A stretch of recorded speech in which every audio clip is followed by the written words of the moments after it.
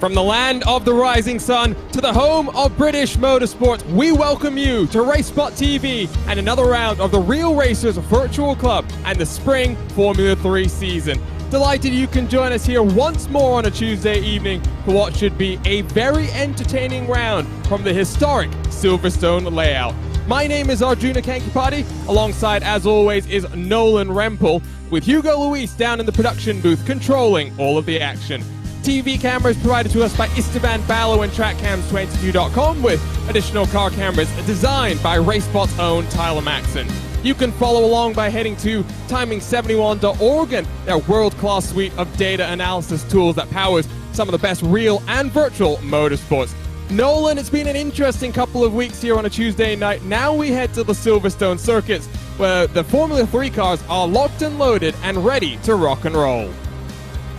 Oh, they absolutely are, and we've seen just how exciting this series has been in the past 2 weeks. Silverstone, of course, a track with a lot of rich history around it. Of course, was built, as many people know, around a deconsecrated air base after World War II back in 1948, and since then has been one of the best racing facilities in all of Great Britain. So no doubt, despite only having 11 drivers so far, we're still in for one heck of a show here tonight. And so many of these drivers with real-world experience. We'll talk about that in just a few moments' time, but take a look at this schedule so far, this weekly league that goes on between some of these very tightly knit community continues to rumble on. We've now gone across the globe, starting in Australia, then to Okayama in Japan, now to Silverstone, and we'll head stateside for the final 4 rounds in this championship, all in the month of June. Take a look at the championship standings as well, because it is quite close, but not as close as maybe some would hope. Rick Sheldon now leads by 6 whole points. Matthew Escajeda with a bit of difficulties last time out, tied with Hayden Fisher on 105. Last season champion here, Nolan. He's back there in 4th position. Back there in the 4th position for Panzergrau. Dan Dwyer is in 5th place with 78 points. Been in a battle there for that last spot in the top 5 with David Anderson, 1 point separating them. Dave Hollers is in 7th place, 1 point ahead of Jeremy Clark. Worth noting, though, that Clark is in a big battle of his own with Robert McGuinness, who is tied just 3 points back behind him with Todd Curtis for that 9th position. So particularly just on the cusp of the top 10, that is where the real points battle is at the moment. Doesn't look like McGuinness is going to be racing here tonight. He was victorious last time around, or at least victorious one time this season. We'll see maybe if he returned in the closing stages. I mentioned at the start some of the real-world experience with some of these drivers. You've got the real-world drivers like Anders Crone, who is competing and is fastest here in the practice timesheets as well, although Zach Hudson is keeping him very honest, and there you can see the 47 of Anders Crone. But not just some of these drivers with full-blooded real-world, full-metal motorsports experience. Also, someone like Rick Sheldon, who was out, I think, last weekend at Thunderhill in his very interesting race car that we talked to him about 7 days ago. There you can see Sheldon rocking and rolling in his Eddie Van Halen-inspired Formula 3 car, but racing in a 1969 Datsun 510. There you can see some great looks at the 46 car. I must say, Nolan, that car looks almost factory fresh. It just goes to show just how much care some of these drivers put into their vintage racing machines, and I am still amazed at how good some of those tracks look. I believe this shot here from the Sonoma Raceway over in the springtime, so that's why it looks very much green, of course, easily identifiable by the blue and yellow rumble strips. This is, I believe, just at the tail end of the lap right after that IndyCar chicane, but that Datsun, like you said, just looks absolutely stunning. While those old 1960s cars, they were not necessarily the fastest things in the world, but they were definitely some of the most beautiful cars out there as well. The blue car behind, I think, was Dave Anderson as well, who got his car at the same time last year when Rick got his car. There you can see some rather oily shoes that Rick found himself contending with after losing some oil and having to qualify with oil on his feet. It was an interesting race weekend for Rick. In the first session, qualified at P6, managed to work his way up to P3 overall, and then P1 in class. So his first real-world podium. He says he really loves driving that car to the limit because it's so raw and forces you to take the most out of it as the driver as well. Pretty cool as well, racing a car almost as old as he is. And I must say, if I was going to get in a car as old as I am, Nolan, it's not as old as Rick, but I must say, props to him for the amount of love and effort that him and his entire team is going to putting behind that car. They've absolutely put in a lot of work behind the Datsun, and no doubt Sheldon has put in a lot of work behind his Dallara Formula 3 as well. That is the reason why he's able to still be at the top of the point standings, if just by the slimmest of margins. Only 6 points separate him from the two drivers of Escajeda and Fisher, tied for the second and third place in the points. So one bad day could see Sheldon lose the points lead, but so far he has been having a fantastic run of his season. Qualifying, by the way, is getting underway. Follow along with live timing at timing 71 and your favorite team and driver. It was a lot of action this past weekend. The month of May really is rumbling on. We have our own version on the iRacing service. Delighted to have coverage of the 12th annual iRacing Indy 500 here live on RaceSpotTV. But Indianapolis qualifying. There is always something special about it, Nolan, and I'm not sure if you were paying attention because 35 cars vying for just 33 cars in this weekend's Indianapolis 500, the 105th running of the historic race. It is a very, very important day down in Indiana, so we'll definitely have to keep an eye on things as we go along. Of course, you, have our own driver, Stefan Wilson, down there trying to qualify for the Indy 500 as well, and I've been kind of looking at some of the times. He has been doing pretty darn well for his team. They have gotten a lot of pace back in that machine, so Wilson is looking good to be able to at least just barely make that precious, precious spot in the Indianapolis 500, one of the most prestigious motor racing events in the world. Well, he did make it in. It was a tense weekend, and I mean, he didn't even have to go through Sunday and bump day and the drama that was. Will Power, a big name at Team Penske, did. So for Stefan Wilson and the Andretti Autosport team, he will be very delighted. Not just him that was there at the track there. You also had some of the racers meeting up trackside and getting excited about the month of May and who's going to drink the milk in just a couple of days' time. Max Butler, Rick Sheldon, and Nick Leo, there you can see meeting up. And of course, Butler, who's a very talented photographer. Maybe we can get some looks at some of the photos he was taking. Not sure, by the way, and I was postulating about this before we went live, Nolan. Not sure if Sheldon is now back home and racing from his own simulator, or if he's racing from Indy and maybe in a loaner rig. It would not be the first time we've seen something like this take place, and those setups, they really show just how dedicated some of these drivers can be. So we'll definitely have to keep one eye on that, make sure that Sheldon is able to maybe keep things steady, even if he's driving from that loaner rig. So if he is driving them, then big props to Rick Sheldon for being able to make it out here tonight at Silverstone. It's definitely a huge, huge commitment to be able to do something like that. So if he truly is racing from abroad, again, massive props. I could not see myself being able to pull off the same. My teammate Adam Blocker, who's trackside with Ilmor Engineering and his responsibilities there, he's working on Simona Di Silvestro's car. I always get her name completely tumbled up in my tongue. He actually found a place at Indy Sim to go and run, so maybe Rick's done the same, but who knows. It was a weekend where Rick managed to get the time to go and speak to Stefan Wilson, not just about all the excitement during qualifying, but also about this weekend's activity. So let's go and take a look at that message from the Andretti Autosport driver. Hey, this is Rick Sheldon out here with Stefan Wilson at the Indianapolis Motor Speedway. Looking at the car behind us, we are really excited to get on with it. We are happy to be part of Steph's experience out here and looking forward to doing what we can on Tuesday night at the Real Racers Virtual Club. Steph, you got any advice for us out at Silverstone? Yeah, actually Silverstone I know really well. It's the home of British Motorsport, and I actually was able to test the McLaren Formula 1 team there, so it's the first time I drove a McLaren Formula 1 car right there at Silverstone. There's a lot of great corners. Cobb's amazing fast corner. Maggots and Beckers lead onto the back straight. Really technical to get through that little switchbacks. Really, it should be a great race. Down Hanger Straight is a great opportunity to get in the draft. Hopefully make a pass at the end there. So have a good race, guys.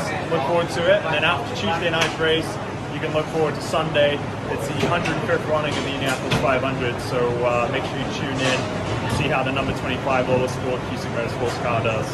And we might actually find out what Steph's like with us back in the group. We're looking forward to later in the year to maybe have him come out and test a few laps with the Real Racers Virtual Club. Definitely need to make that happen. I'll be sure to see you guys soon on a Tuesday night. Awesome.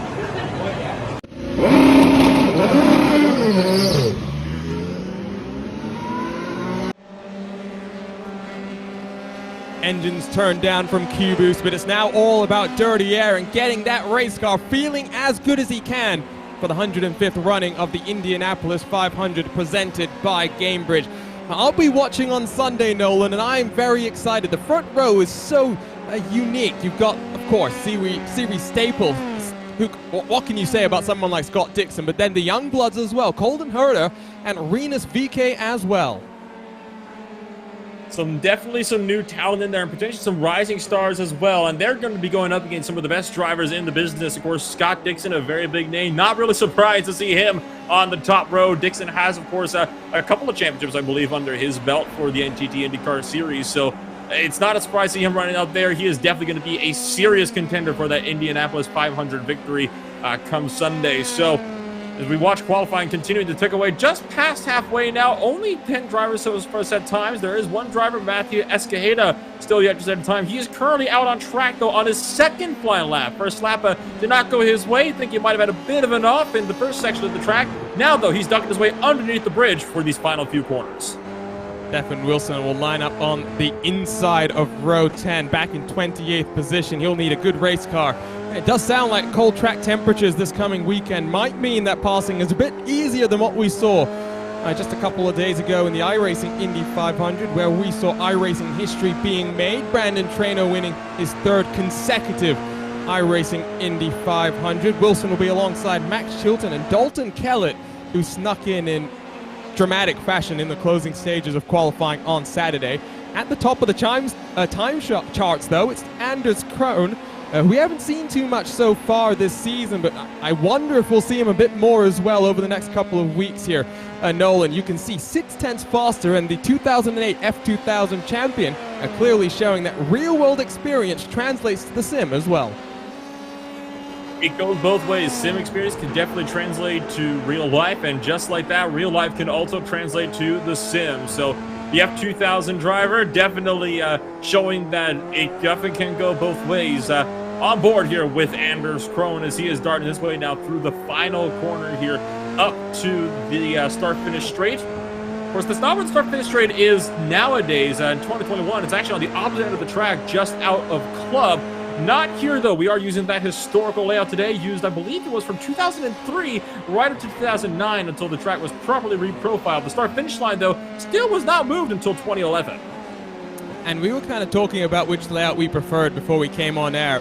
I think there's merits to both of them, but personally, Nolan, I do like this one better, especially not this necessarily the layout we're running here today where we're kind of going flat out through the Abbey chicane. I really do enjoy going underneath the bridge and then in through Priory. It's just such an interesting final sector. An interesting final sector indeed. And it is, of course, the biggest change from the 2009 layout to the 2010 layout that we all know and love today. Of course, right from Club, that's where it really made the big change. Abbey was the first major corner to be reprofiled. It went to from being a left-hand sweeper / chicane, depending on what layout you're using, to a right-hand sweeping corner, which is now the new turn 1. It completely covered the Farm Straight and Bridge and Priory, as a matter of fact. Brooklands and Luffield, though, two corners that have still been the same. Brooklands has been reprofiled in the modern layout of the track. It's a much wider corner now than it was back in 2008. Luffield, though, pretty much still the same, though, from corner to corner. I think we have a debutant in the series once more. It looks like Jackson Ball the first time. At least we've seen him in the past couple of weeks. He's second in qualifying right now with 6 minutes left. And I tell you what, maybe we can get an onboard lap here around this older layout at Silverstone and take a look at what makes it such a fun ride around. That's the 2 car of Joe Butler sitting in 7th. So let's ride on board with him as he comes out then of the final corner in Woodcott to start his a flying lap here. 1.5 seconds off the pace, and let's see if he can improve here. Flying his way down into Copse Corner. A bit of a lift as he tries to get all the way to the inside and not use too much of the runoff area on the outside. That will get you a 1x off track and invalidate your lap here on the iRacing service. Then in to Maggots and Beckett's. What can you say about these sequence of corners other than so historic and so much fun as well? Looks like a bit of understeer as Butler tries to get onto the power and maintain his momentum down onto the hanger straight. underneath the bridge, and one of his only opportunities to kind of get a bit of a breathing room and maybe a drink of water as well. Hard on the brake at the end of the straight down into Stowe. Track kind of falls away from you as you try and get on the power, but Butler controls that nicely and in towards Club, where we can just carry the speed all the way into the corner and then slam onto the brakes to try and just get a car turned in and back onto the power as well.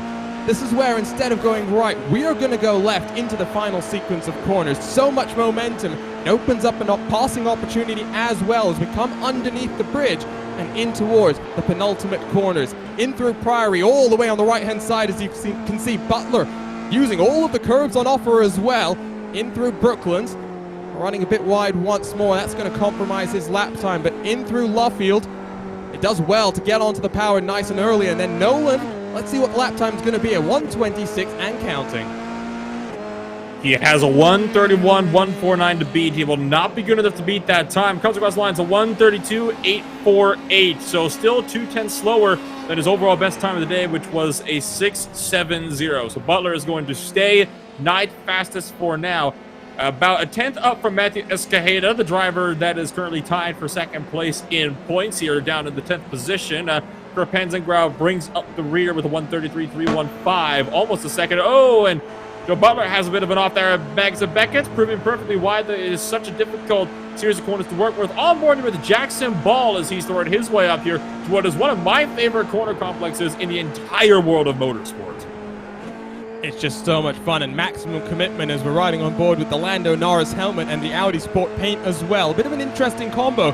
But look at the lap times on the left-hand side, Nolan. There's a pretty big gap between Crone and the rest of your field. It's kind of like what you see in Formula One, or you used to see, 12 months ago. And, you had the Formula 1.5 mean that kind of developed. Butler is kind of best of the rest. And let's see if Crone is going to enjoy this kind of domination in the race as well. Ball throws his way through the chicane down through Vale, and it's important to note that the chicane is also significantly different here, Arjuna, than what we are used to seeing in the modern layout. It's a lot more of a wider sweeping chicane, or the sweeping set of corners really more so than a chicane. Even the chicane here proper is still not nearly as tight as it is nowadays. That is another one of the major changes, so that is one big passing opportunity that might not be present tonight. We'll wait and see. Ball struggling a little bit in through these final couple of corners, and let's see if he's just setting up for the next time around. It's open qualifying, which means you'll get the opportunity to finish your flying lap once the checkered flag flies for the qualifying session. That's a 31.901, so improves and up into third, 7/10 off pole, and Anders Crone, who's back down on pit road, but puts himself just 0.09 of a second behind Butler in second. We now have 3 cars within that 1 second bubble of Crone, so with draft being relatively important at a track like this, Nolan, especially the configuration that we have, and let's see if Crone is going to be able to pull away with the pace he's got. There's only one way to really see here. I mean, Anders Crone was definitely the driver to be in practice. He did end up being almost a full second up on Jackson Ball in the practice session for today. Not nearly as big of a gap this time around, about 7/10 of a second. So Butler has cut out about 3/10 of a second from him, but it has not really been enough to really take away that race lead. Anders Crone definitely a driver to beat today. Here is Max Butler, meanwhile, on the racetrack. This lap that he's on right now, Arjuna, it will not count. He had a big wobble through Stowe the first time by, and that caused him to run wide and pick up that one off track. So he's only going to have one more lap here to take away pole position. Some traffic in front as well. Let's see how he will cycle his way through. At least Sheldon in the 63 is one car that I saw. I take a look at the timing screen. You've also got the 8 of Hayden Fisher, the professional kite surfer that likes to wrangle a BMW around the track as well. You can see there's some track marks off in the gravel in through Priory. I wonder if just one more car is... Ooh, I think that's Rick Sheldon going for a bit of a tumble in through the penultimate corner. He will have to get himself lined up to go. Butler then will start his final qualifying attempt here, and like Nolan said, the lap time doesn't matter. This time, Nolan, the pressure's on to get that fastest lap this time around.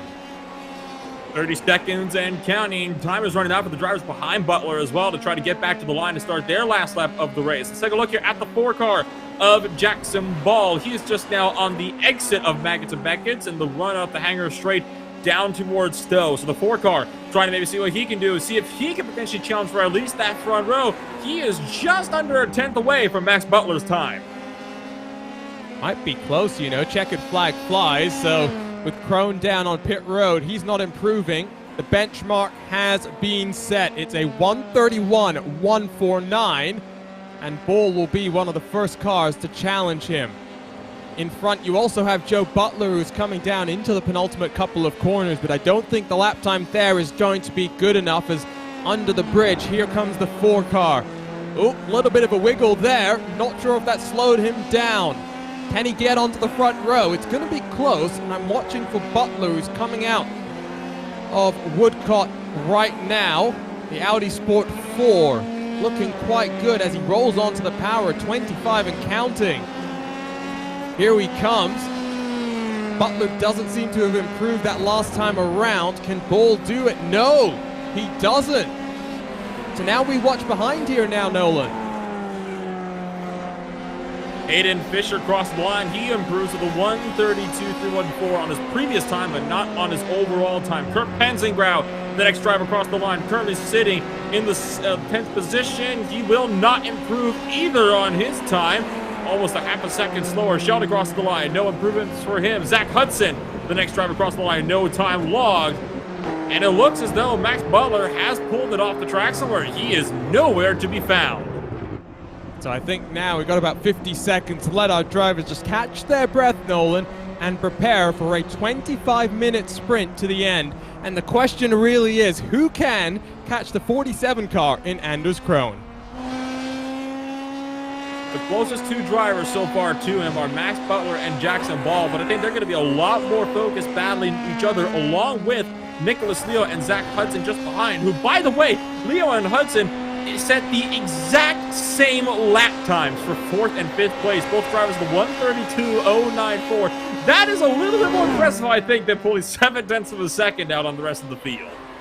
My timing screen actually has them slightly different, a 32.094 and a 32.095, and I say slightly different knowing full well it's 1,000th of a second, but oh, the margins are very, very close in qualifying. Let's go trackside then to take a look at the starting grid in round 7 of the Real Racers Virtual Club Spring Formula 3 season. It is newly minted Indiana native Anders Crone, who's made his way over from his native Norway. He'll line up on the pole with a 1:31.149. To his outside will be Max Butler, just under 7/10 of a second off the pace. It's Jackson Ball inside of Nicholas Leo, with Zach Hudson and Hayden Fisher making up row number 3. Jeremy Clark, Rick Sheldon, they're ready to rock and roll from California in row 4, with Joe Butler and Kurt Penzingrau rounding out the top 10. Matthew Escajeda, well, he's 2nd place in the championship. Lots of work for him to do from 11th position if he wants to work his way up the field here today. Nolan, wow. I'm excited about this one. Just 11 cars, but we know, after what we've seen over the past couple of weeks, that these drivers like to put on a show. I think that's a bit of an understatement. I mean, these drivers have definitely put on a show week in, week out for these races. Expecting no different here today from Silverstone. So just waiting out on those final few drivers to grid on up where we get this thing underway. And I am very, very eager to see just what this is going to look like as they throw themselves through Maggots and Beckett's and Kops for the first time today in just a few moments' time. So only one repeat winner on the season. It is Escajeda, and he's got lots of work to do from the rear end of the field. Will be interesting if Crone is going to have it all to himself. We've still got about 30 seconds, I think, before we'll make our way off the grid. It's the 69 car of Nicholas Leo. That's the hold up here, as he does grid. So there we go. On board we are with, that is Leo in the 69. I must say, some interesting liveries up and down the field. Some F1 inspired and some F1 adjacent ones as well here. And Anders Crone clearly wants to go. He has already passed the pace car in the run down towards the final set of corners here. There you see him now just waiting to wait for Benny, the pace car driver, to squeak his way back on past the Porsche 911 GT3 pace car. So I think you can tell one driver wants to get things moving here. Oh, he's excited, I'm sure. He's warming up those tires, warming up the brakes as well. Getting ready for a 25-minute sprint here from the home of British motorsport. Round 7 in the Real Racers Virtual Club, and you are watching it live on RaceSpotTV. This should be a fun one. And just 11 cars, but we know the pace car down onto the safety of the pit lane. These drivers like to put on a show. It's going to be a long hold, but Crone jumps there. Here comes Leo to make it 3 wide as we get underway here from the home of British Motorsport. And Leo almost goes off into the grass as well. They're fighting for some track position, and 3 wide. Rick Sheldon makes it in the background as they fly their way in through Copse. Already a 0.6 of a second advantage for Crone in towards Maggots and Beckett. Single file. They now begin to work as Escajeda has already got 1 position here on the start. Very clean start overall as well. Definitely Crone holding the field for a long time there. Just a meager 32 miles an hour. Got the drop on there nicely though, and it has worked. He has got a big gap over Jackson Ball. Now there you can see a lot of drivers starting to go squiggling across the track. That was Zach Hudson that was going all sorts of evasive in the background. Sheldon Butler side by side aggressively in the back as well. But another swap for second place as Max Butler pokes his way up ahead of Jackson Ball. Side by side out through Stowe as well. Hayden Fisher and Jeremy Clark going at it down towards this chicane. And in towards this right-hand sweeper at Club. They fly. I mean, the speeds here are really insane, and you can run multiple lines and run slightly wide as well, but scampering away at the front as a result of all of this fighting. It's 1.6 seconds between Anders Krohn and Max Butler as we look rearwards from the second place machine, who's got Jackson Ball all over his rear wing for now. In through the final couple of corners, that gap's going to be almost 2 seconds by the time they come across the start-finish line. I don't think we're really going to be talking about the battle for the race lead. It's the battle for second, Nolan, that we really need to keep our eyes on. It absolutely is. Max Butler has pulled a small gap over Jackson Ball. Ball, though, is still trying to play defensive against Nicholas Leo here. We're on board with Leo just on the right side of the screen as he's trying to reel his way up to Jackson Ball. Ball runs a little bit wide on the exit of Copse, so definitely kind of catching him with the outside turn on the exit there. Leo still doing a nice time, but now he's starting to fall back a bit as well. The only driver on my timing screen that I got a notification might have run a bit wide in through turn 1 here at Copse is, oh, guess what, race leader Anders Crone, who took full advantage, and I wonder if something happened there because the gap's down to 1.2 seconds coming down the hanger straight. On board with Jeremy Clark in the 87.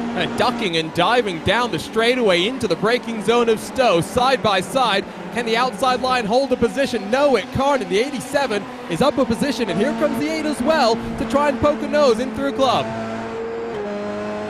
No denies for Hudson. Jeremy Clark still able to hold the momentum around the outside of Club, and now Hudson might run a little bit wider onto the asphalt runoff. So does Hayden Fish, losing all of the track there as they thunder up towards Abbey, and now underneath bridge. Fisher doesn't look for the move just yet. He's trying to wait for Zach Hudson to get side by side with Clark before he tries to go for 2 for 1.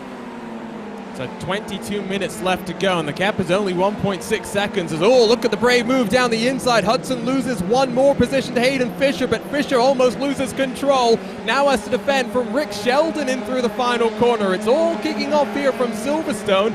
Drivers on their final step on this international tour as we'll head back to the States for the final 4 rounds in this very short 11-round championship. Sheldon looking in his rear view mirrors and goes defensive into the first corner here. Nothing doing for the cars behind. The question is, Sheldon versus Escajeda in that championship battle. How aggressive do they want to go as Sheldon runs wide?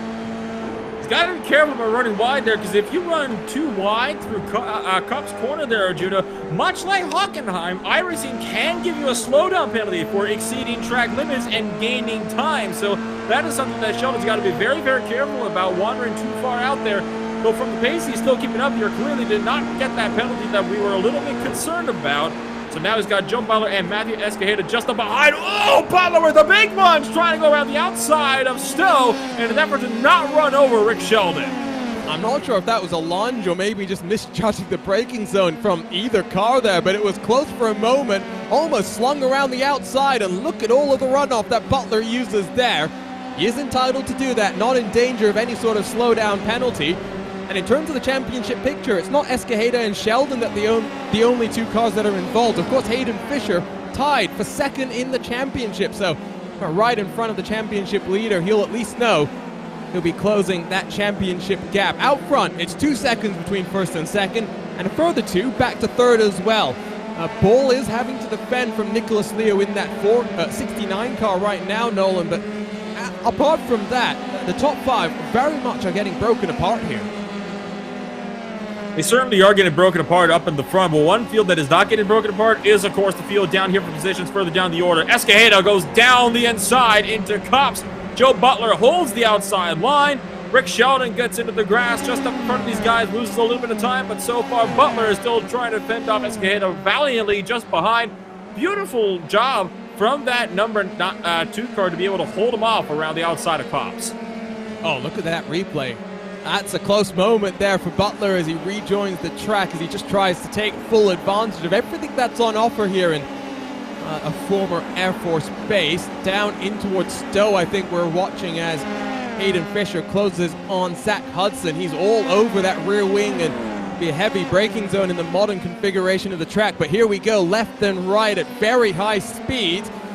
From the cars behind, they're losing a bit of touch to Hayden Fisher. So if he can pull away from Rick Sheldon, maybe look at the 2 cars in front to cut that championship deficit.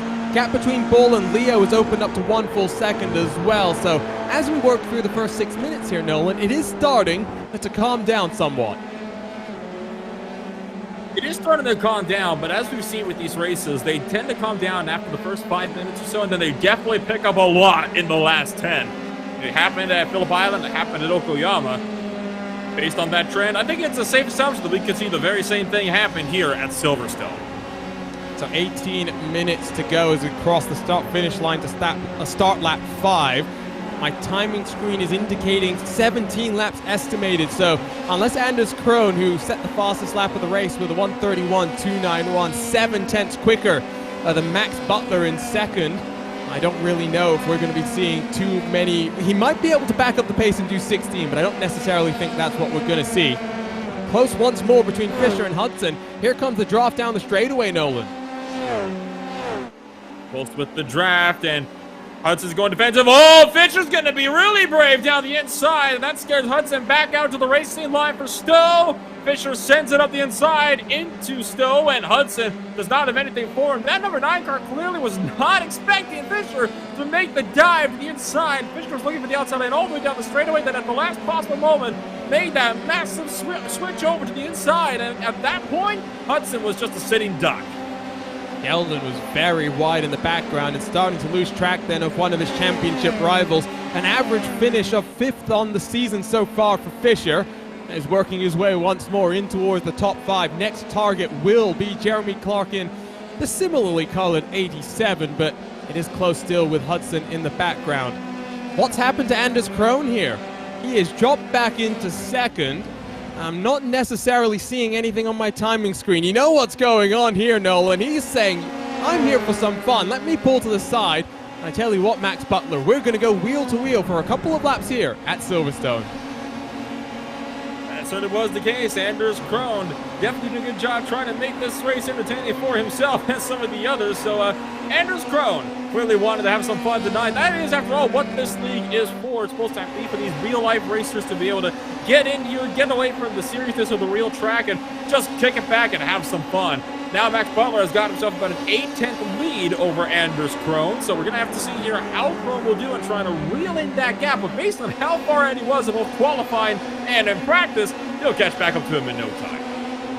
Bit surprised that he, really dropped back that far, but now let's see maybe if Butler is able to pull away. I'm going to try and take a look at my replay and see if there's maybe something more to it, maybe a slowdown penalty, but didn't look like it from the view that we got. I'd have to go back and maybe check out Maggots and Beckett's, but it's close for the race lead, and it's still close between the top 5 on back because Hayden Fisher still only 6/10 away from Jeremy Clark in 5th, with Hudson right on the rear view as well. Only 1 second separating 5th through 7th, with a similarly close group behind them.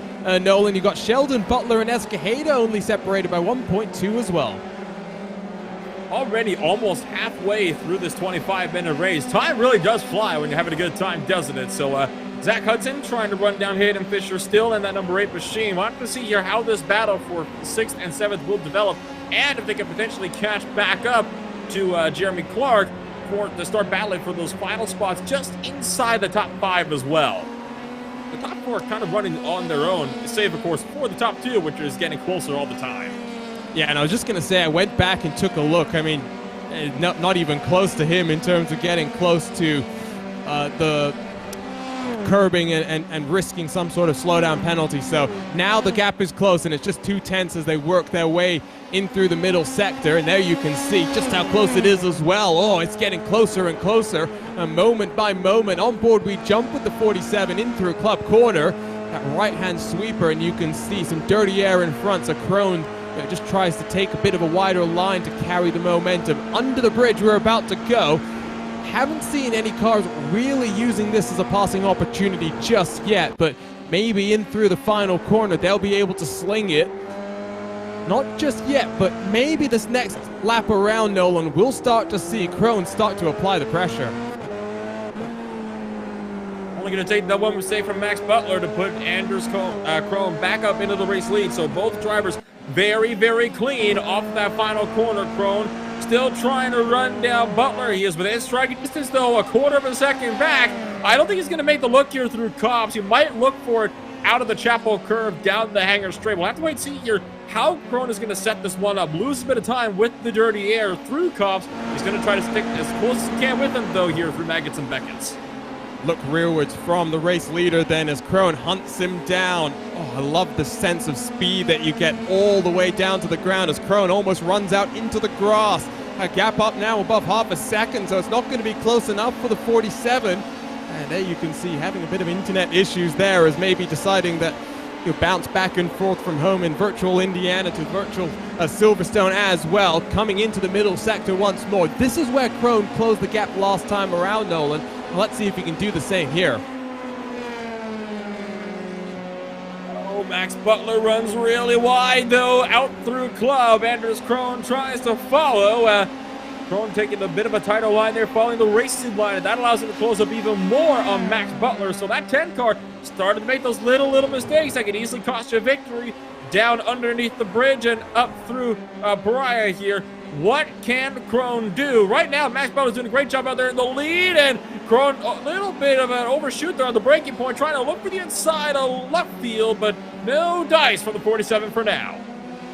Let's see this next time down the hangar straight, though. It's going to be just about halfway distance. In fact, you know what? As we cross the starting line, it's almost exactly halfway distance in this 25-minute sprint. Jink to the inside, nothing doing for Crone this time around, and in fact, it opened up the gap as we come down in towards Maggots and Beckett's once more.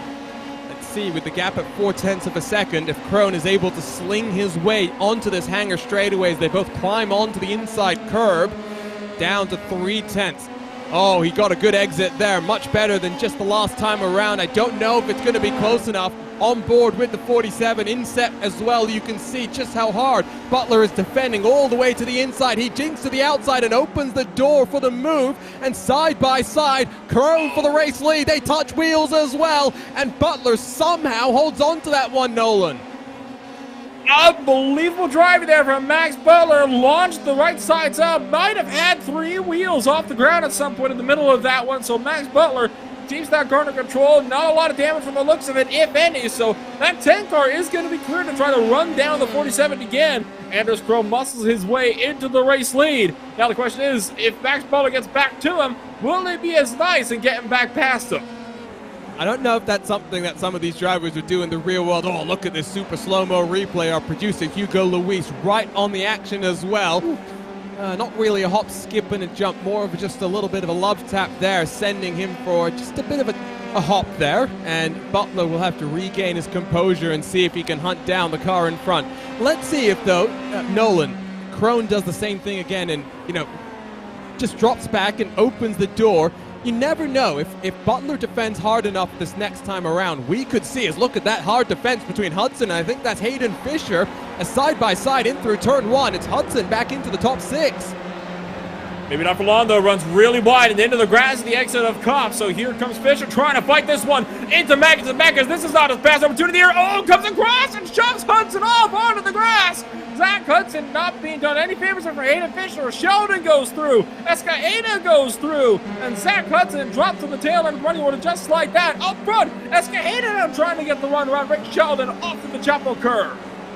Oh, I don't know if he's going to be able to do this. There's so much championship points on the line, and it's first and second side by side, and it's Sheldon who's the braver under the brakes and holds on to 7th position. Fisher in front, 3rd place and tied with Escajeda on points.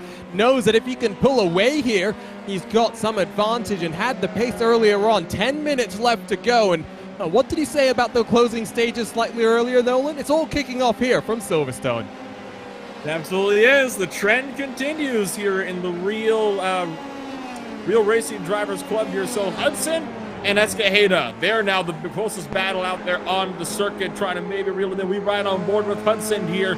He just got muscled out wide by Hayden Fisher in Maggots just 1 lap ago. He's trying to maybe regain lost ground here and closing the pickup positions for a top 10 finish here today. I'm still a bit amazed that Butler doesn't seem to have any sort of damage. Not as fast as Crone, but still plenty fast to hold off the car behind. Not necessarily sure we're going to see any swap around in the podium positions here, Nolan. It's all about the championship. And Fisher, Sheldon, and Escajeda, how they fight it out wheel to wheel here. There are 2 drop weeks in this 11-round championship, but I don't always feel comfortable relying on them. You want to be consistently in the points. Let's see if these guys decide to be just as brave as we saw Crone be just a lap ago. It's always good if you know that the drop weeks that you're taking, the spots that you're losing out there are 4th place finishes, because that means you're finishing 3rd and up basically every other section in the championship. So the fewer drop weeks you end up having to lose, and the higher up you are when those drop weeks take place is, of course, the better. Bit of a wobble there from Escajeda, I think. Might have clipped the curves just a little bit too much in the extra stow. I thought I saw that back end start to step out just the smallest of margins, and that has allowed Hudson to close in the gap. It's 36 degrees Celsius in terms of track temperature, not that warm, and side by side, oh, you can go through this faster version of Abbey, but it doesn't work out for the car on the outside. Opens up the passing opportunity under the bridge, and Hudson just about tucks his way out of that one. That's the first time we've seen someone get that run, and I did say during qualifying, Nolan, that is a potential opportunity. It does require you to be quite brave, though. Quite brave indeed. It's a very, very risky thing to do. Oh, big tank slammer there for Escajeda on the exit of left field. This closes in the gap for Hudson through Woodco as he tries to pick up those positions just inside the top 10 now. He likes to stay behind, though. He had the run coming up for Klaus, but decided to stay in back. Did you all see that? He actually lifted off. He's just trying to make sure they don't lose the draft of the cars in front, because side by side through Kops just costs you time. In through Maggots and Beckett's, they want to close on Sheldon and Clark in front. This is smart driving from Hudson. So 7 minutes to go. In the YouTube chat, by the way, do a barrel roll, Wes Johnson says. Not sure that's necessarily the strategy you want to do here. Oh, Joe Butler. Something has happened to one of the Butler duos, and it's the videographer out in this group, in through the final corner, into the grass, and just snaps on him, and the right side tires into the wall, and instantly there, Nolan, you can see the new damage model has spat Joe Butler down onto pit road.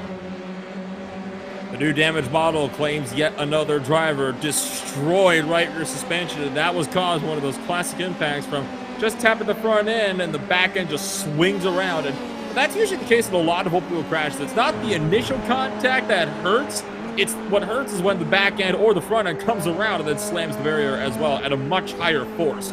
That's usually where a lot of the damage is done in those crashes. That was a classic case of what we saw there for Joe Butler, who is now going to be effectively out of the race. Zach Hudson, though, certainly not out of the fight in the battle for 8th place now. Quick hands there to hang on to that car. You can see just how aggressively he's trying to get onto the throttle to close the gap to Escajeda in front, and they're still only 1.5 seconds behind Sheldon, so there is still technically just within drafting range, but it's right on the edge, and Hudson might fancy a move down in towards Stowe here. Look how close he is through the entry into Maggots and now in towards Beckett's as well. Escajeda really slings his momentum into the corner. Can work out if you can time the exit right, but I think Hudson gets the slightly better run. It's 0.8 of a second between Fisher and Sheldon, so it's Fisher that might close the gap to Sheldon in the championship fight. Hudson, does he beat Courteous this time around? Side by side, he will look and gets back up into the top 8 just momentarily, though, because Escajeda will fight this one back and now have the inside line into the next part of the corner and holds on to the 8th position as well, Nolan. Stout defense, and I wonder if Hudson's going to be a bit more aggressive this time around.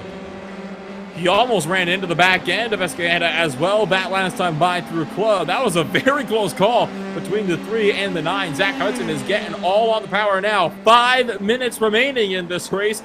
This race has just flown by so far, Juno. I'm honestly surprised that we've only got 5 minutes to go already. That means these guys only have about 4 more laps, if that, left to work with here. I think maybe even 3 laps, as it's now a 4.5 second advantage for Anders Crone. So if you'll excuse the analogy, he was toying with his food, you know, in the hierarchy of the food cycle. I mean, just toying with his prey and then pounced when he wanted to, and now has run away from the rest of the field. He'll take victory here in round 7, but it's all about championship points for the rest of your field. Still on board with Hudson, and now these two find themselves, 3 seconds adrift from 7th in front. So if you're going to go for a move, it's going to be now, Nolan.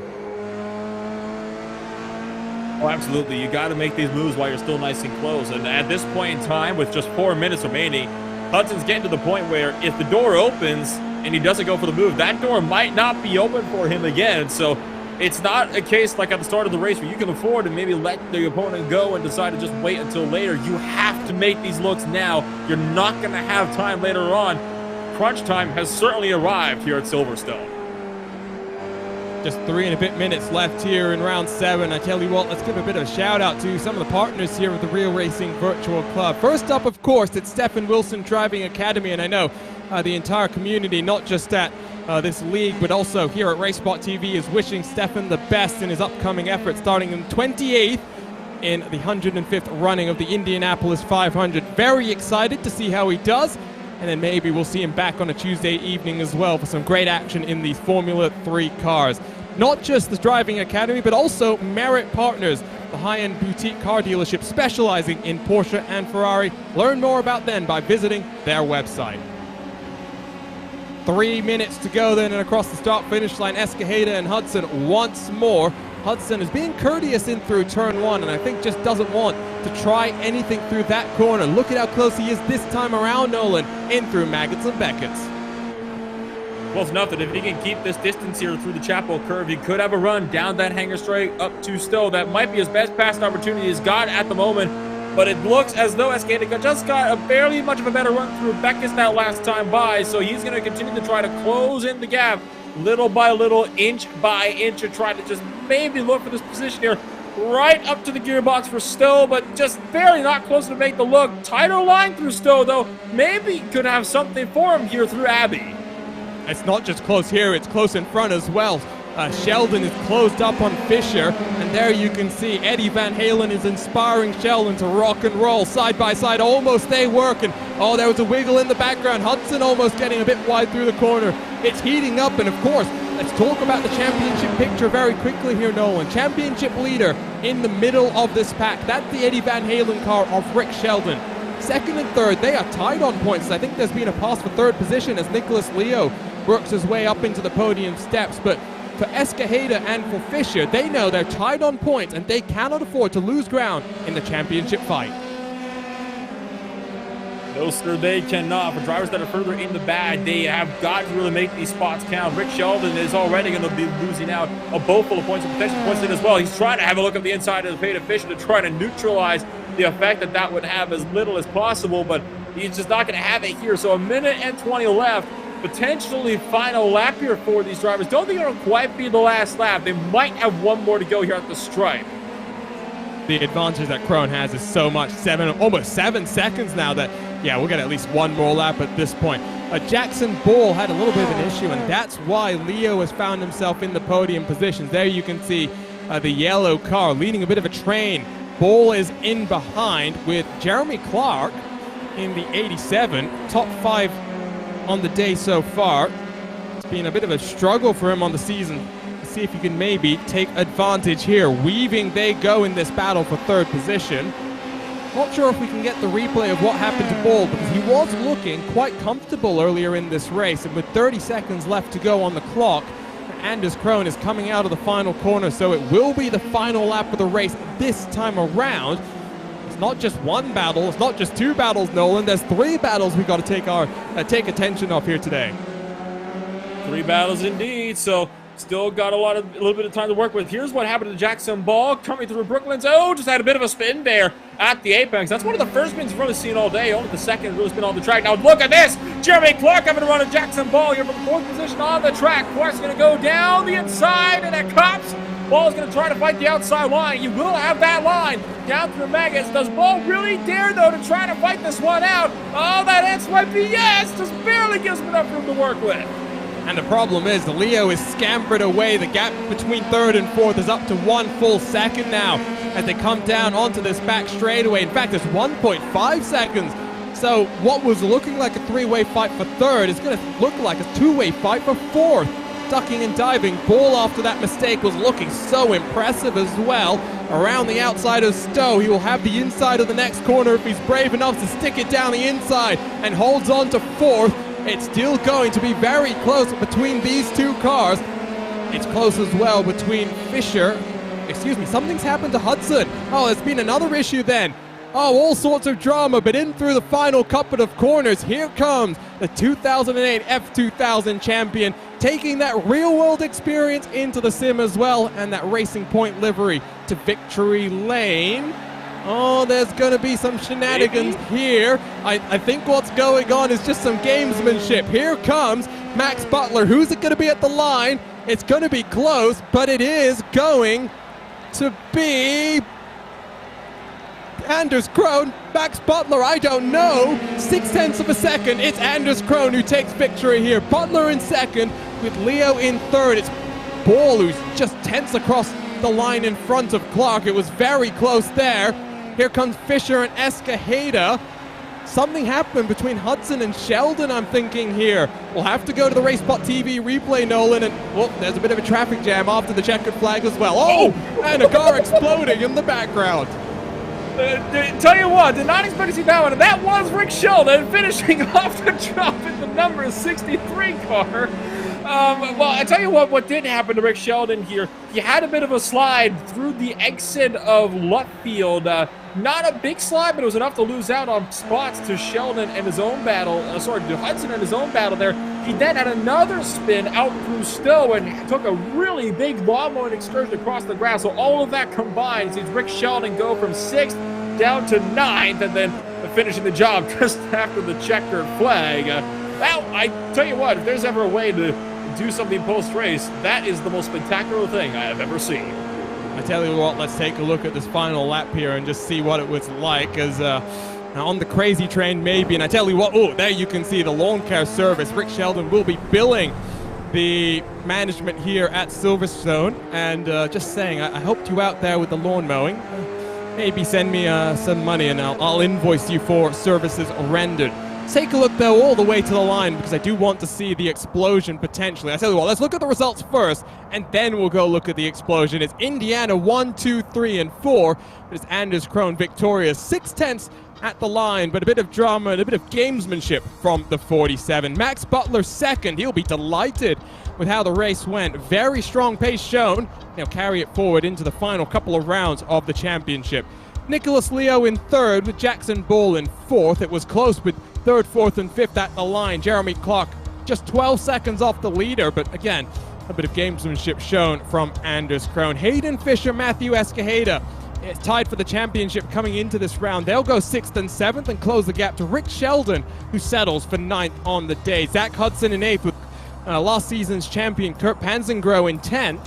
And then just one more car. It was Joe Butler, the only car not making it to the checkered flag, and the only car not on the lead lap. A fastest lap of a 1:31.104. That was set on lap number 13. And to just illustrate the pace advantage that Crone had here today, Nolan, that was 6/10 faster than anyone else. And there you can see the explosion at the end as Rick Sheldon very much on the crazy train. That is putting the new damage model to the test at its finest right there. That has got to be the best type of test I have seen in this model yet. I've seen a lot of things. That is definitely one of them, though. I've never seen a car literally explode like that. But what a race indeed. All the action right through to the end of this race. Even the other races here, Arjuna, they kind of, they died out a little bit in the middle portion of the race and then picked up. This race, though, it didn't have a chance to die out. Well, post-race coverage, I tell you what, let's go talk to some of the drivers, and let's start with the podium position finishers, and start with the race winner, Anders Crone. Interesting race for you, Anders, there, and I think some gamesmanship at the line. I'm sure you're pretty delighted to come here and have some fun, but also take the checkered flag as well.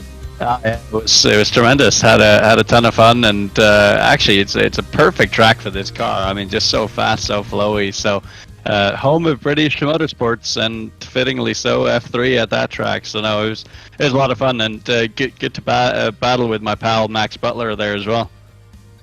Bit of contact there. Did you feel like for a second there might have been some damage? It looked like it was pretty significant, but you guys got away with one there. Wait, was there contact? It looked like it from our perspective. Oh, Not right. sure how it looked like from you. Oh, right. No, I didn't feel or see anything from my end. So yeah, but anyway, I guess there can't have been much then, because yeah, I didn't even realize we had contact. It was a bit weird, and in fact, Butler actually went for a bit of a jump on our end as well. So not sure, maybe just of the wonders of online racing here. What's the future hold for you, Anders? Because of course, this weekend we'll see Stefan Wilson in competition in the 105th running of the Indianapolis 500. You have real-world racing experience as well, but now based in the States. What's 2021 looking like for you?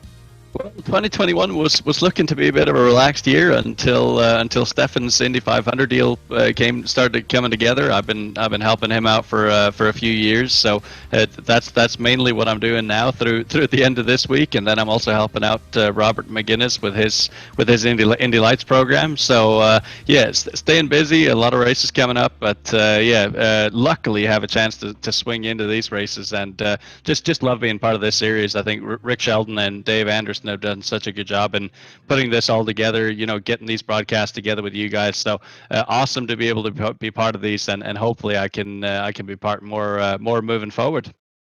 Hopefully see you then on more Tuesday nights. Good luck this weekend, and we'll be watching on with lots of excitement for the Indy 500. All right, thanks so much. Appreciate it, guys. So that's your race winner, Anders Crone. And I think next up we are going to be speaking to Max Butler. And I tell you what, Nolan Rempel, why don't you take it away with the second place finisher, Max Butler? Have our second place finisher, Max Butler, by just 0.6 of a second, though some gamesmanship obviously being played there in the later end of the race. Tell you what, Anders Crone definitely gave you one heck of a fight there, Max. Get a little bit of contact there through still, but overall, watching you guys do battle, it was certainly something to behold. Yeah, I was happy he kind of slowed up a little bit. I called that before the race. I mean, he is extremely fast, and I don't want to brag, but I kind of taught him most of everything he knows about racing. But yeah, it was a good battle through there. He kind of swung out a little bit wide, but it was kind of a racing incident. But he kind of went off in the distance, and I kind of just tried to focus the gap to Jackson behind. So good race overall. Pretty happy. Good race indeed, and this will definitely kind of help your standings here in those championship standings as well. You will definitely be able to leapfrog John Showerman, who was a no-show tonight, along with McGuinness and Curtis, so you could find yourself well up into the top 10 in points here at the end of this one, Max. So overall, a good championship for you. So looking forward here into the next few races as we kick things back over to the United States for the remainder of the season. How do you think your championship is going to be looking here? Where do you think you could expect yourself to finish after tonight's performance? Yeah, and I'm going to keep trying to finish on the podium and try to snag a few wins in there too. Being that some of us came in late, obviously we're a little behind on the points, but I think if we keep on pushing, maybe grab a few poles, fastest laps, and some high finishes, we'll be up towards the sharp end, towards the end of it. One final question I have for you here. Talk about next week, Road Atlanta. That is, of course, a very, very famous track, but not often do we see open wheel cars, let alone Formula 3 going on over there. That is a track that no doubt will not be the kindest on the Formula 3 machines. A lot of downhill corners that are fast, sweeping, cars that will definitely be hard to handle, no doubt, as well. A lot of elevation change, some good passing opportunities there, though, as well. What do you think we can expect from the next 25 minutes of action in just a week's time? You saying the words Road Atlanta brings a smile to my face. I said last week that this track, Silverstone, is not one of my better tracks, and with some practice I kind of got there, but Road Atlanta is definitely one of my faster tracks, so definitely interested to see where I end up in this car. I mainly race Ferraris there, but I'm definitely going to be putting in some practice to make sure I can stay fast at that track too. I am extremely excited. No doubt, we are also extremely excited to see just what we're going to find out in the next 25 minutes of action here in just 1 week's time. Oh, before I let you go here then, Max, who would you like to shout out for us for the number 10? Honestly, Anders Crone put in an amazing performance out there today, and I definitely want to sit down with him and talk to him about some of his lines that he was taking to figure out what I can do. But yeah, that and my dad, I know he's watching, so Dad, thank you for watching and supporting me. Second place for Max Butler then, and well, it's 6/10, but again, gamesmanship, and I'm sure enjoyed the battle. We'll have to try and see if we can get a replay of the incident from each of their perspectives and see if there was contact or not, but the thing we know for sure is Butler did go for a bit of a hop, skip, and a jump. Let's bring in Nicholas Leo, who took podium here today after Jackson Ball had a bit of an issue. And Nicholas, you must have been enjoying the battle and then very delighted when the 4-car spun in front of you and opened up that podium position.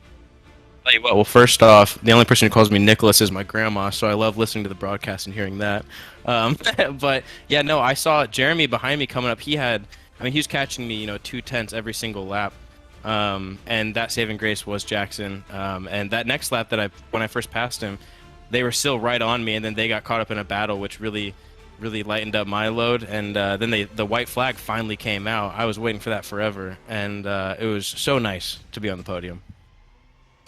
Well, okay, we'll correct that from the future, and we'll try not to make ourselves feel so old as well. So, Nick Leo, first up. What was it like being at Indy this past weekend? Of course, qualifying is always such an interesting experience, and I'm sure with bumping, 35 cars vying for just 30 spots on this weekend's grid, for someone like Stefan who's making those one-off appearances, there must have been some tension in your camp there, because it wasn't just you, but a few of the community meeting up trackside.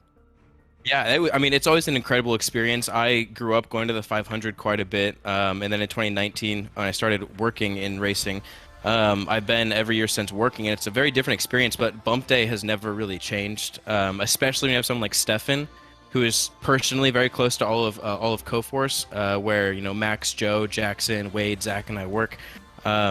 It's always a very nerve-wracking experience, and now having Anders so close with that too, and knowing him so well, you just kind of get a lot of the inside scoop and some of the the variables that you just don't hear about as a fan.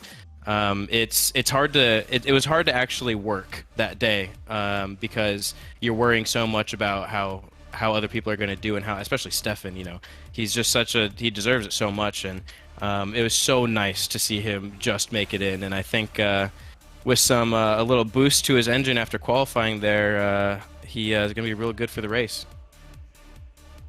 So you're working then, and you're also trying to support your people as well. What's this weekend going to be like for you? Because are you going to be trackside again? Because I was talking, we have a RaceSpotTV commentator who's commentated on the Indy 500 for years and years here on the iRacing service. He's now the official flagman for the NTT IndyCar Series. It's been great watching him up there in the flag stand during qualifying as well. Lots of flourishes going on. When I talked to him about the 2020 Indy 500, he said surreal experience. Not having fans there was just totally foreign to him, and he said for 2021 the one thing he was looking forward to was having fans back at the Brickyard. Yeah, I was there in 2020, and they had some major media restrictions to where we usually have 8 to 10 people from our company at the track at the 500, and that year we only had 2 people.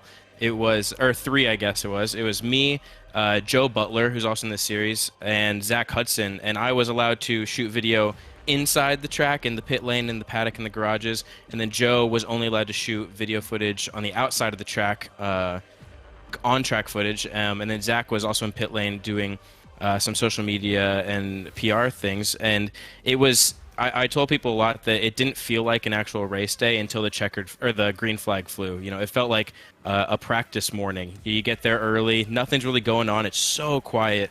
And then all of a sudden, they did all the driver announcements, but it was so strange to just hear the announcer speak, and then, nothing after that. Maybe a cheer from someone who was doing it as a joke because no one else was cheering.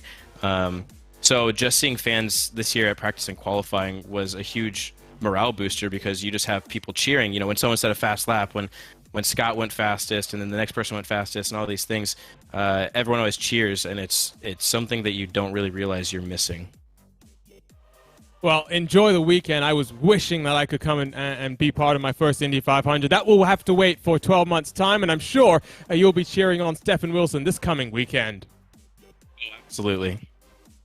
So that was Nicholas Leo, a very well-earned third-place finish then. And I think we've got a couple more interviews. It's always great not to just talk to the podium position sitters, but some of the other drivers as well. And I think we've now got Jackson Bull standing by, so Nolan Rempel, take it away.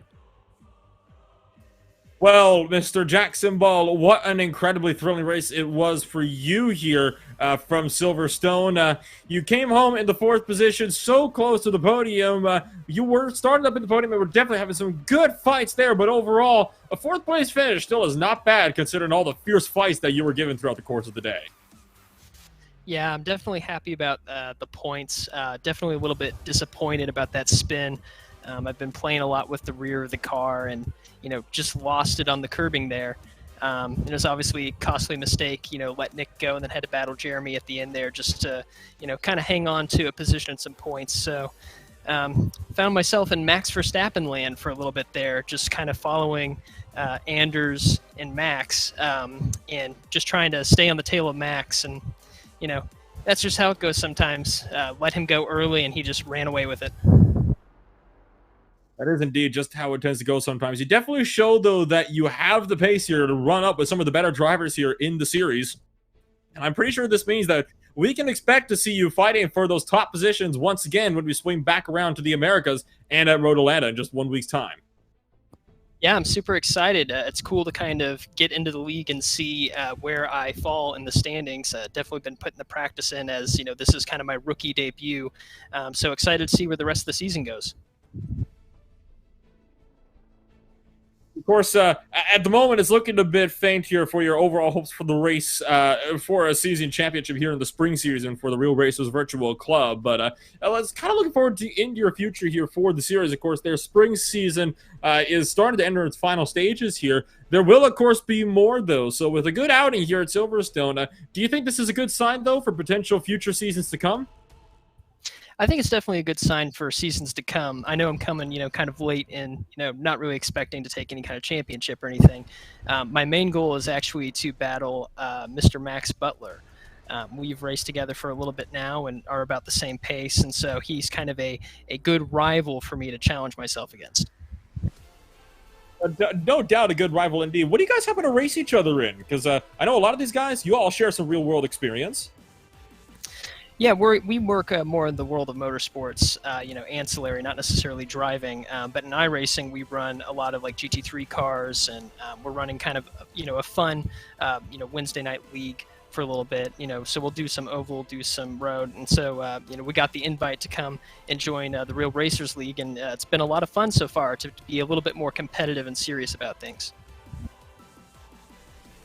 And no doubt we're looking forward to seeing a lot more of this competitive nature from you guys here as we enter the final stages of the season. Before I let you go here, anybody that you'd like to shout out for us today for the number 4? Yeah, I'd like to shout out my wife, Danielle, for letting me prioritize practice because it clearly paid off. Thank you for taking the time to join us tonight. Best of luck next week. Thanks so much. So Jackson Bull, 4th place finish, and it could have been better if not for a late race spin. One more interview to get to here today, and I tell you what, a bit of an adventurous day for Zach Hudson. Talk to us about your trip here at the home of British Motorsport, Zach. Oh, man, today a little bit of a rough day, but really wanted to kind of recover from the past 3 races. Had rough goes, started on pole at Phillip Island, and unfortunately had a crash, and same for the following race after that at Okayama. So really wanted to focus on my race pace, finish clean, and hopefully that's what I did today. So. Well, after this one, we've had a bit of an international trip, from Australia, then to Japan, now to Britain. Head back to a bit more familiar, scenes, and maybe Road Atlanta, which should be a very interesting trip on the Formula 3 cars. How confident are you feeling about slinging this Dallara Formula 3 down through the S's and around Brazelton, Georgia. Oh, I am so excited. I love that track. You can pretty much make that car, stick in a lot of corners, very fast. A couple of blind corners, but honestly, it's a really fun, difficult track, but it's definitely one of my favorites. So interested to see how I run in that one for sure. And of course, it's the month of May. I have to at least ask one of the people here about your predictions for this weekend. You'll, of course, be attending your 10th in a row. Should be really exciting, and I'm sure you're cheering on Stefan Wilson. But if you had one driver to predict who's going to take victory in this weekend's action, who are you putting up there at the top? Oh, you got to go with the Iceman himself, Scott Dixon. He has just been on a tear. He almost won it last year. He could have. This year, I think this might be the year he gets his second win. So, yeah, I'm pulling for the Iceman, Scott Dixon, this year. Well, and from Paul, I mean, what better place to start? Enjoy the weekend. We'll be watching on from TV with a bit of jealousy, and I'm sure you'll be enjoying all of the action trackside. Oh, will do. Thank you guys so much. Appreciate it. So that wraps up our post-race interviews and our post-race coverage then as well here, Nolan. Once more on a Tuesday evening. What a delightful way to kind of close things off. Now heading back to the U.S. and a four-race closer to the season that is going to be really intriguing. First up, Road Atlanta. Then we cross the coast. Go up the coast to Watkins Glen before crossing the coast to Sonoma. And our final round at Road America. That's going to be a championship closer that should be very intriguing at the close of June. Very, very intriguing indeed. Road Atlanta, a track that is not exactly designed for wheel cars. So what will the Formula 3s be able to do as they throw themselves up for another 25 minutes of action? Only one way to find out. And well, with that, it's time to say goodbye here on RaceSpotTV.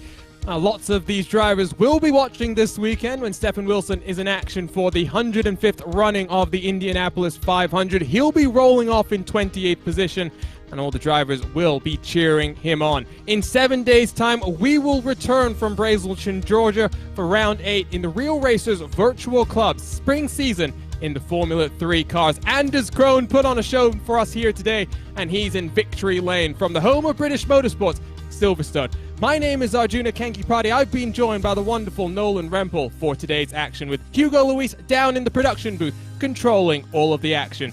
TV cameras provided to us by Istaman Ballo and TrackCams22.com, with additional car cameras designed by RaceSpot's own Tyler Maxson.